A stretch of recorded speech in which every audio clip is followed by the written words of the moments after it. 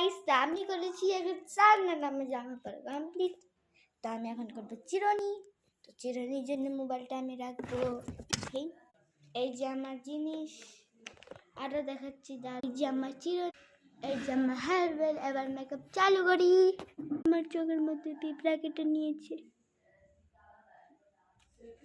চলো চালু করি। ফার্স্টে আমি নিয়ে নেব ক্রিম।